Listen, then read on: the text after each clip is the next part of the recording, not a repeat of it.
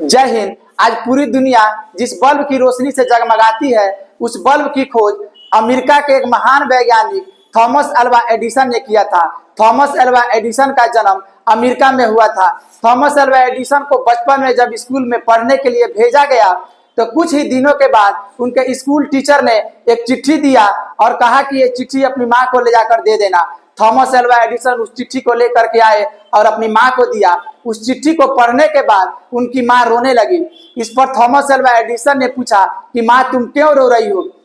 तो उनकी माँ ने कहा कि बेटा इस चिट्ठी में लिखा है कि आपका बेटा बहुत तेज तर्रार है और हमारा स्कूल निचले स्तर का है, हमारे यहाँ उस तरह के टीचर नहीं है कि आपके बेटा को पढ़ा सके। यह बात सुन करके थॉमस अल्वा एडिसन बहुत खुश हुए और अपनी माँ से ही शिक्षा, घर पर ही अपनी माँ से शिक्षा ग्रहण करने लगे।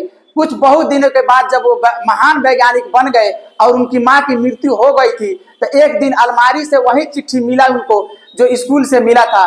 उस चिट्ठी को पढ़ने के बाद थॉमस अल्वा एडिसन रोने लगे। उस चिट्ठी में लिखा था कि आपका बेटा मंद बुद्धि का है, इसका दिमाग बहुत कमजोर है, इसे पढ़ाया नहीं जा सकता, कृपया आप इसे स्कूल न भेजें। इस चिट्ठी को देखने के बाद थॉमस अल्वा एडिसन ने जिक्र किया है कि एक महान माँ ने एक मंद बुद्धि बालक को सदी का महान वैज्ञानिक बना दिया। कहा जाता है कि एक बच्चे की प्रथम गुरु उसकी माँ होती है।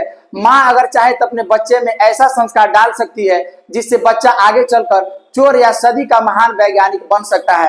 हमारी माताओं बहनों से यही अपील है कि आप अपने बच्चों की कमियों को दूर करते हुए उसको गुणों को प्रदर्शित करें और हमेशा उसे प्रोत्साहित करते रहें।